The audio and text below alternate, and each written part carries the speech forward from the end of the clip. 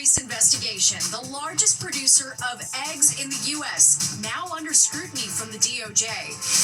And not in their backyard, pushback over a proposed expansion of a local hospital. The 10 o'clock news starts right now.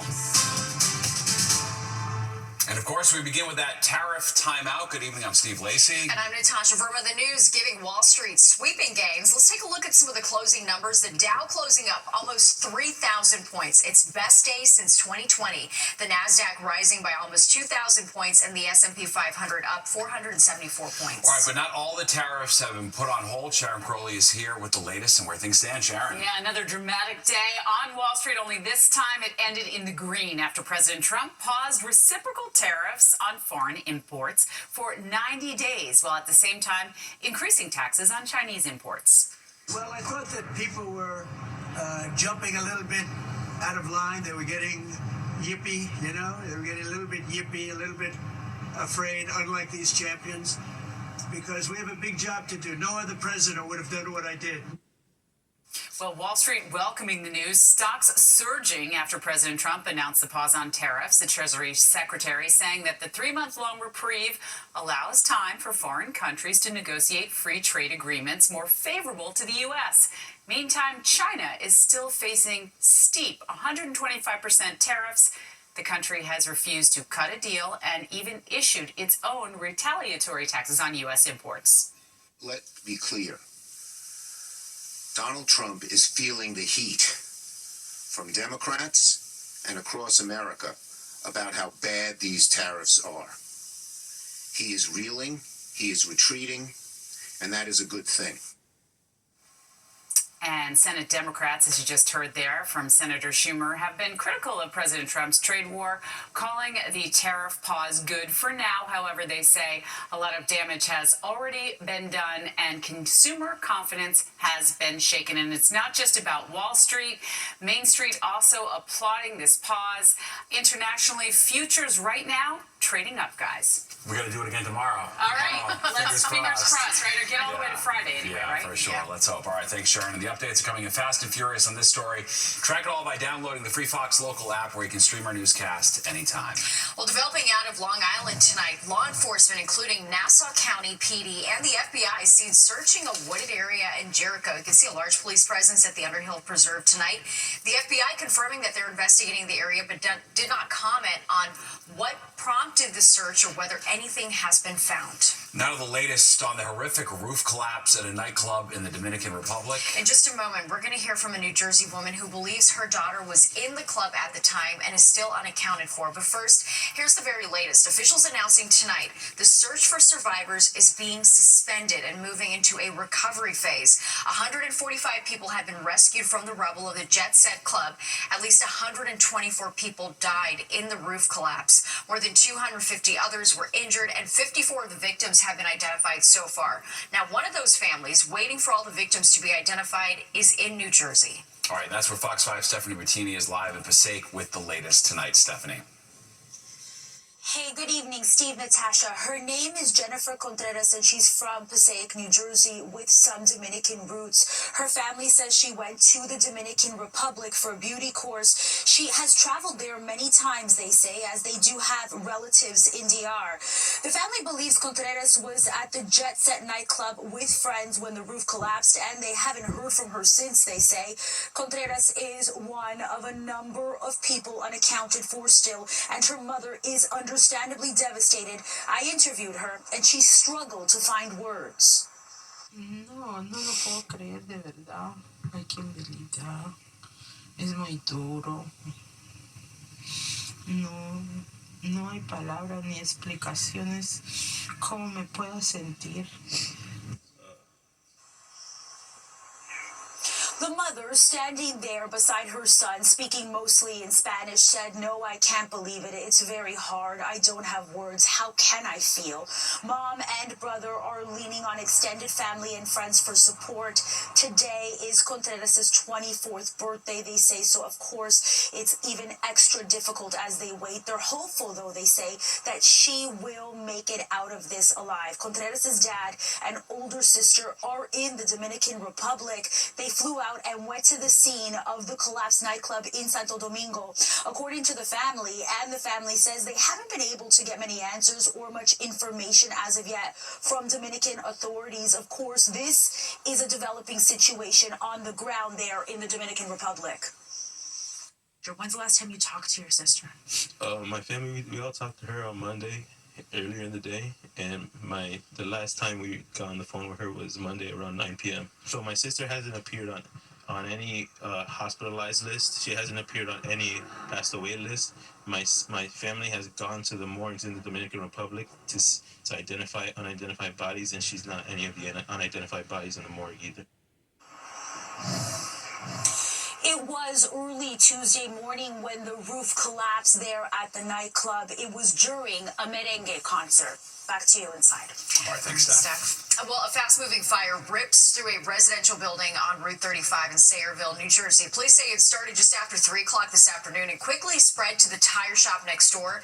Route 35 back open tonight after being shut down for hours. Police say no one was hurt. All right, and police in Rahwah, New Jersey, investigating a crash on Route 1 South that sent utility poles crashing down onto the roadway. It happened near Randolph Road just after noon. Route 1 South remains closed at East Milton Avenue, and Route 1 North is closed at East Inman Ave. Drivers should use Route 35 as an alternate. One person was injured in the crash. Anyone who witnessed the accident is being urged to call the Rahwah Police Department. Wow, quite the scene. Rahwah, excuse me. And switching gears, turning to the weather, if you were hoping for a big warm-up, keep hoping. For the first time in a decade, ICE will be allowed to open an office on Rikers Island. Okay, this after an executive order issued by First Deputy Mayor Randy Mastro. Fox 5's Morgan Mackay sat down with him today at City Hall. At the end of the day, we're making New York City safer. First Deputy Mayor Randy Mastro issued an executive order late Tuesday night that will allow ICE to return to their office on Rikers Island immediately. It's about gleaning information and then using it in federal criminal investigations to go after the larger criminal enterprise of these transnational violent gangs. ICE was booted from their office on Rikers Island in 2014 after former Mayor Bill de Blasio signed the Sanctuary City laws, which also limited how much information the Corrections Department can share with immigration officers. Mastro says that this new executive order is tailored so that immigration officials will only be helping to investigate criminal cases and will not be there to investigate civil immigration violations. You're in Rikers serving criminal sentence. Okay. You're going to serve your full sentence. But this move comes after Mayor Eric Adams was facing public pressure from President Donald Trump's border czar Tom Homan to get ICE back on Rikers. If he doesn't come through, I'll be back in New York City, and we won't be sitting on the couch. I'll be in his office, up his butt. Leading some to accuse the mayor of cooperating with the Trump administration on this issue in exchange for having his criminal charges dropped. Allegations Adams has denied. Promises made, promises kept. Mayor Adams did recuse himself from this decision to get ICE on Rikers. Council Speaker Adrian Adams says they are exploring all options. We're taking a look at the executive order. We are taking a look at what it came down to. I don't think that there's any question about what all of this is about. But Mastro insists the decision was left up to him. Did you speak to President Donald Trump's border czar Tom Homan at all before Never. issuing the executive order? Never. Never met him. Never spoken with him. And you haven't spoken with him since? Never spoken with him. Never met him. There haven't been any lawsuits challenging this executive order filed just yet. Reporting outside City Hall, I'm Morgan Mackay, Fox 5 News. 43-year-old woman and 8-year-old boy were struck by a school bus in Flatbush, Brooklyn this morning. The woman complained of neck and hip pain, and the boy suffered a broken arm. Thankfully, both are expected to fully recover. Officials say the bus lost control and swerved onto the sidewalk at the intersection of Bedford Ave and Farragut Road. The 66-year-old bus driver stayed on scene and refused medical attention. At this point, no charges have been filed, but the investigation continues. Well, the largest producer of eggs in the United States is under federal investigation for possible price gouging. The DOJ is investigating Mississippi-based Cal-Maine for its egg prices last month. The company reporting its sales nearly doubled in the fiscal quarter that ended March 1st, mostly due to higher egg prices. And during that quarter, the price of a dozen Cal-Maine eggs averaged $4.06, way up from $2.25 last year. Company attributed its strong sales to Well, high demand. Egg prices have spiked in recent months because of the bird flu. Yeah. Well, from a prison in Jamaica to New York City, Vibes Cartel is here in the Fox 5 studios. The dancehall superstar speaks exclusively with Lisa Evers ahead of his first U.S. performance in more than 20 years at Barclays Center this weekend. Okay, and in this special episode of Street Soldiers, Lisa has a one-on-one exclusive sit-down with Vibes where he speaks candidly about his future in music and his newfound freedom. You're watching the 10 o'clock news. A crucial vote tonight on the future of the planned expansion of Lenox Hill Hospital. It's a $2 billion project that Northwell Health has been pushing for years. All right, but as Fox 5's Linda Schmidt shows us, those in opposition made their voices heard tonight before that vote by a community board on the Upper East Side. Well, the current Lenox Hill Northwell Health Hospital at East 77th Street and Lexington Avenue is about 12 stories tall. They would like to build a hospital that is maybe 30 or even 40 stories. But Community Board 8 has now voted against that plan. However, the board is open to negotiating. This is a building that is on the scale of, in terms of mass, of the Empire State Building or the Freedom Tower, right in the middle of one of the most crowded residential neighborhoods of the city. A group of residents on the Upper East Side have been fighting the proposed hospital expansion since 2019. This is what Lenox Hill Hospital looks like now, and this is what it would look like with a 30-story tower. Northwell Health needs zoning approval from Community Board 8 to allow the project to move forward. But the board has now rejected the project unless the hospital reduces both the height and the 10-year timetable to build it, something many residents have been fighting for. The application is disapproved. We're for development. We're for renovating the hospital, just not the size and scale for a residential neighborhood. Traffic is congested now. During construction, they have not been transparent where they are going to park their equipment, their materials. Northwell Health says the current aging hospital needs to become state-of-the-art and provide private rooms for every patient. Dr. Jacob Scheinerman is a heart surgeon at Lenox Hill. He balks at the suggestion that it will be a hospital for the rich. We perform cardiac and thoracic surgery. Probably about 25 to 30% of our patients have Medicaid as coverage. Now the community board, residents, and the hospital will start negotiating in the hopes of reaching a deal on a smaller hospital, maybe 15 or 20 stories. On the Upper East Side, Linda Schmidt, Fox 5 News. Mount Sinai Beth Israel Hospital is officially closed. The hospital had treated this East Village community for 135 years. Yesterday, a New York appeals court rejected a bid to keep the facility open. A new 24-hour, 7-day-a-week Mount Sinai Urgent Care Center opened last night on East 14th Street. Officials say services will slowly expand for the surrounding community in the coming months. And police are looking for a suspect behind an attack in Midtown. It happened at 12:30 in the afternoon on 32nd and 5th Avenue. Responding officers found a 33-year-old man injured. Police say that the suspect pushed the victim to the ground, stabbed him multiple times in the head before taking cash from the victim's pockets. The man was taken to the hospital in stable condition. New Jersey Transit helping launch a new program to support people dealing with homelessness. The Gateway to Hope program will help people using Newark Penn as a shelter. Nurses and social workers will be doing outreach at the transit hub. They will work to connect homeless people with Newark housing programs and give them housing vouchers. Newark Mayor Ross Baraka says he's proud of the new plan. Usually people are responding to homelessness with laws to lock people up. They're responding to homelessness by removing people's tents and giving them a fine that doesn't make sense. And the Gateway to Hope program will now be used as a model for other train stations in the Garden State. Well, now to some sobering stats. Pancreatic cancer is on track to become the second deadliest form of the disease by the year 2030. But tonight, there is hope. Fox 5's Jody Goldberg is on Long Island, where scientists may have discovered a breakthrough. It's a new approach to stopping the earliest stage of pancreatic cancer. Early cancers exist in all of us. Early cancers usually don't cause illness. Research scientists here at Cold Spring Harbor Laboratory on Long Island have found a way to prevent the progression of cancer cells by blocking a protein known as FGFR2. We use specimens from patients. We use mouse models of pancreatic cancer. We use organoids, which are tiny cell clusters that we grow in a dish and that can mimic the organ. Claudia Tonelli has spent countless hours studying early versions of pancreatic cancer in mice and lab-grown versions of human pancreatic tissue.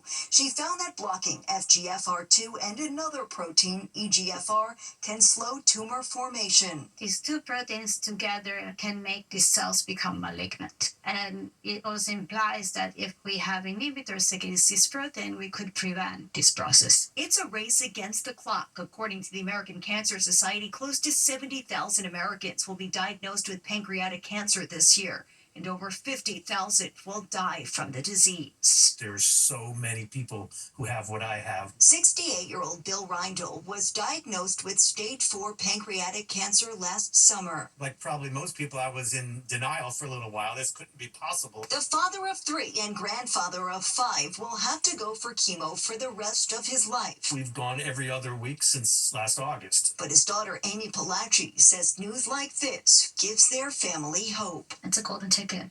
Second chance. Bill calls this new research progress in the right direction. Anything that could come forward, whether it's the research that you're referencing locally in Long Island or, AI in general.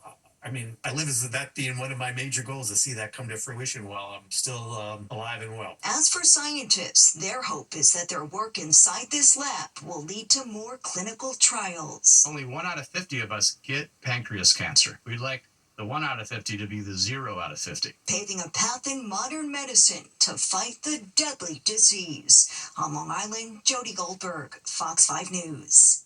Well, forget Sleepless in Seattle. This is a case of restless nights in Boredom Hill. And the racket is all because of a jail that's under construction. All right, some people in Brooklyn are tired of losing sleep over a new jail that's under construction in their neighborhood. Okay, Fox 5's Meredith Gorman's in Boredom Hill with how much longer people are going to have to put up with sleepless nights.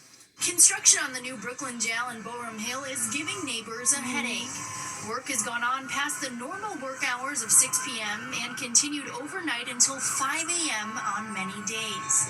Nearby residents say they hear jackhammering at all hours of the night, have bright construction lights flooding into their apartment windows, among other complaints making living there a living nightmare. The mayor is being very inactive on this issue, which is disturbing the entire area. It is not just the courts. There are people who actually live here. I have 3 young children, and my apartment's right at the corner here, so it looks over this and you can hear everything.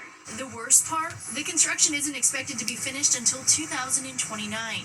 New York City is behind schedule with closing Rikers Island, which, as of now, is set to close and be replaced by borough-based jails like this one in Brooklyn by 2027. Ressler says that the community has always been supportive of the construction of this new jail, but there does not need to be such a rush and disruption in quality of life while the jail is being built. We're going to keep putting pressure on Mayor Adams and his team to do their jobs, to be decent neighbors, to care about our community, and we're going to keep getting louder and louder until they listen to us. We reached out to Mayor Adams' office for comment on the situation and the pressure that they've received from Ressler and received this comment. Quote, while council member Ressler publicly claims to support the rapid construction of borough-based jails, he is in private hypocritically trying to stall critical progress on this project in his district. The Adams administration is working directly with residents in the area to address concerns about overnight noise while still moving full steam ahead with the construction to keep our communities safe. Now, as I was out working on this story this afternoon, so many residents who live nearby this construction site came up to me and said, "Thank you for covering this. We just want our voices to be heard. We're okay with the construction, but there's no need for the rush. We don't need these after-hours variances just to get this work done." Reporting from Brooklyn, I'm Meredith Gorman, Fox 5 News. So frustrating, my no fun with goodness. 3 kids inside, that's for sure. All right, listen up, all you Ken and Barbies and wannabe superheroes. All right, ChatGPT can now turn you into an action figure. We're going to strike a pose to see how it works. And creating a unique dining experience line by line, this restaurant will have you wondering if you're in the East Village or an anime comic. If you've ever looked at yourself in the mirror and thought, I'd make a good action figure, now's your chance. Yeah, so ChatGPT has a prompt that'll make a likeness of you that looks just like it rolled off the Mattel assembly line. Fox 6 Teresa Priolo strikes a pose to find out how exactly it works. A goldfish. So scary. 2 weeks ago, the hot AI trend was creating Studio Ghibli images. Now it's discovering your alter ego as an action hero. This is how you're going to use AI to build your own custom action figure. It's Amanda, a book lover, Natasha, your bestie, or Elena with her sarcasm and a caffeine addiction. It's fun, it's free, and it's a harmless way to pass the time. For a long time, we've had AI models that can generate images, but now they think of the images in the same way that they think of the text. So you can control the image generation much better. And this is the new thing. And that's really up the game. It is pretty impressive what artificial intelligence can do and how close they can get to what you actually look like. For example, I uploaded this picture of me at the anchor desk. I prompted ChatGPT to generate an image of a news reporter that looks like a Barbie in an action figure box with accessories and lighting in my likeness. What I got was perfectly coiffed in a white dress with my trusty computer and a camera nearby. There's also this version, prompted as a vintage collectible. And then there's me on breaking news, braving the elements with a camera, a cell phone, a mic, and an earpiece. You're only limited by your imagination and the prompts you provide. But it also makes you question how much personal information we're uploading. I think you should assume that whenever you input something to ChatGPT or Google Gemini or Claude or some AI model, you should assume that it is being used in some way to train on it. They say they're not doing it, and I don't know if they're doing it or not, but they might be. The data is out there. And one last thing, because I couldn't resist, I wondered what you, Steve and Natasha, would look like as action figures. So I uploaded this clip from our 5 o'clock news to ChatGPT, and here is what we got. Natasha with her blue shirt, her TV news scripts, her mic, camera, lighting, and even a makeup mirror. And Steve, an uncanny resemblance. You have your mic, your teleprompter, your TV news scripts, your phone, which you don't go anywhere without, your massive jug of water, and even your wedding ring, which we all know you fiddle with throughout the newscast.